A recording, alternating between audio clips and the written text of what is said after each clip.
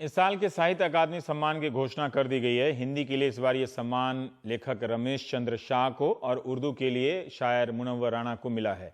बांग्ला के लिए यह सम्मान उत्पल कुमार बसु को और जबकि मराठी में सम्मान विज्ञान लेखक जयंत विष्णु नार्लिकर को दिया गया है।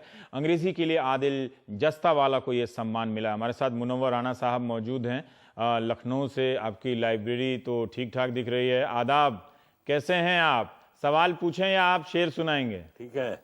हाँ हाँ आदाब।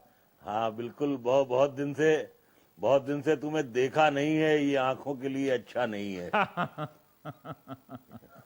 क्यों अच्छा नहीं है? सवाल आंखों का है तो आंखों पे बताइए कि मुल्क का हालात तो अच्छा होगा। मुल्क के हालात वो तो अच्छे होंगे।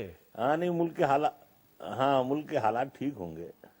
मुनव्वर साहब, उर्दू साहित्य के लिए आपको साहित्य अकादमी का पुरस्कार मिला है।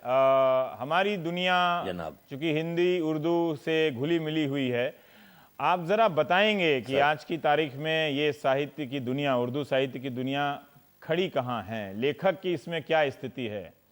कुछ मिलता विलता भी है या सब चीज वाह वाह? नहीं, देखिए असल में हिंदी और उर्दू के हालात बहुत ज्यादा मुख्तलिफ नहीं है। एक जैसे ही हैं। और बाकी ये है कि जो सम्मान जबानों का आज से 25 साल 30 साल पहले हुआ करता था, वो सम्मान तो रह नहीं गया है। अब हम जो शायर यार कवि हैं, जो भी हैं, हम लोग नीम के पेड़ हैं। हमें काटा जा रहा है और गमले में एक छोटा सा तुलसी का दरख्त लगाया जा रहा है। तो जाहिर सी बात है कि आज से 25-30 साल पहले तक शायर और कवि हर उसमें मौजूद रहते थे, समाज के हर हिस्से में। मैं अक्सर ये बात कहता हूं, आज भी ये बात आपके माध्यम से मैं कहना चाहता हूं कि शायरों लेखकों से वो काम लिया ही नहीं जा रहा है जिस काम के वो काबिल हैं। यानी वो खरा सोना है लेकिन उनका इस्तेमाल ही नहीं हो रहा है। तो मैं ये चाहता था हमेशा से ही, नहीं अवार्ड वगैरह तो ये सब जिंदगी के हिस्से हैं, बल्कि अवार्ड उस फूल की तरह होते हैं जो पत्थर से ज्यादा भारी होता है, बोझ बढ़ा देता है। उम्र के 63वें बरस में ये सोच के खौफ होता है कि ये जो मुझे मिल रहा है इसके हिस्से में मैं कहां से लाऊं, क्योंकि अब न खून में उतनी हिद्दत रह गई, न जिस्म में उतनी जान रह गई, न जज्बे में उतनी तवानी रह गई। हमारे लेकिन ये है कि ज्यादा दुखी नहीं हुई है। मतलब आप राणा साहब आ गए हैं तो हमारे दर्शकों को आज का दिन तो अच्छा है आपके लिए। और आप हैं इसी खराबे में, आप भी हैं, बहुत सारे अच्छे लोग हैं, बहुत सारी अच्छी रचनाएं कर रहे हैं, उनका कहीं ना कहीं असर भी हो रहा होगा। लेकिन फिर भी कोई शेर इस मौके पर मुहाजिरनामा से या कुछ नया लिखा हो जो अभी छपा नहीं हो, वो अगर सुनाए तो ज्यादा मजा आ जाए। अभी हाँ, मैं सुना रहा हूँ आपको। तो जैसे मेरे ऊपर ये बहुत आम सी बात है कि माँ पर मैंने बहुत शेर कहे। लेकिन ये कि ये जो काम था ये सिर्फ शायरी के तौर पे नहीं था।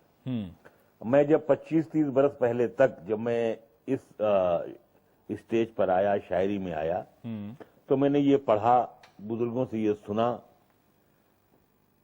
कि जब किसी शहर में, कस्बे में, तहसील में मुशायरा होता था तो उस शहर या कस्बे या तहसील की माएं बहुत खुश रहती थीं कि आज हमें बच्चों को बगैर कलम और किताब के सहारे इल्म सीखने के लिए मुशायरे में भेजना है। इसका मतलब ये हुआ कि हम शायरों और कवियों की जिम्मेदारी बहुत ज्यादा है।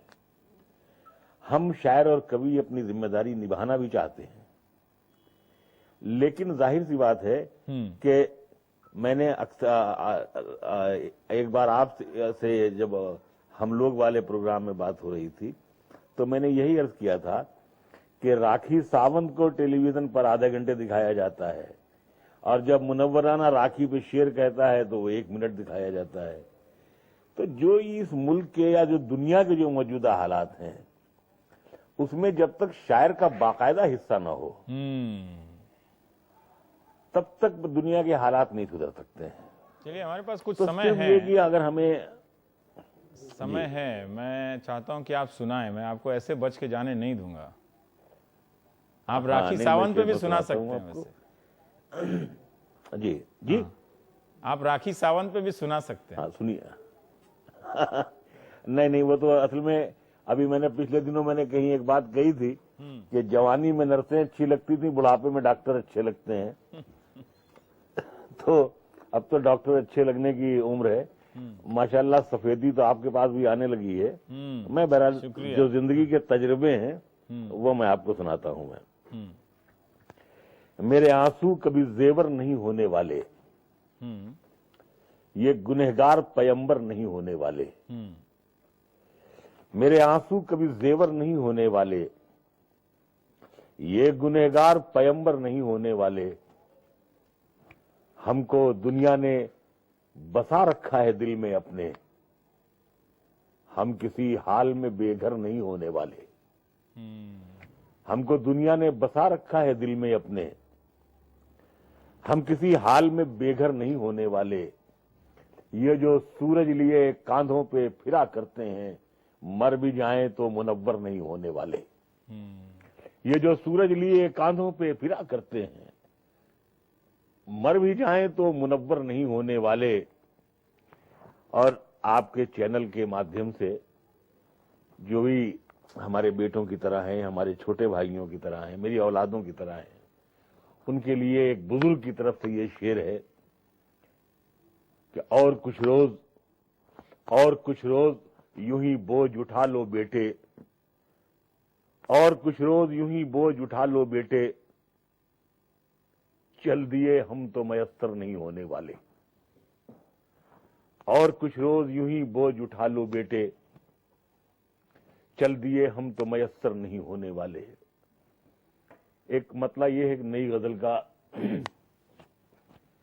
कि दरबार में जब ओहदों के लिए पैरों पे अना गिर जाती है, दरबार में जब ओहदों के लिए पैरों पे अना गिर जाती है, कौमों के सर झुक जाते हैं, चकरा के हया गिर जाती है। अब तक तो हमारी आंखों ने बस दो ही तमाशे देखे हैं, अब तक तो हमारी आंखों ने बस दो ही तमाशे देखे हैं, या कौम के रहबर गिरते हैं या लोकसभा गिर जाती है।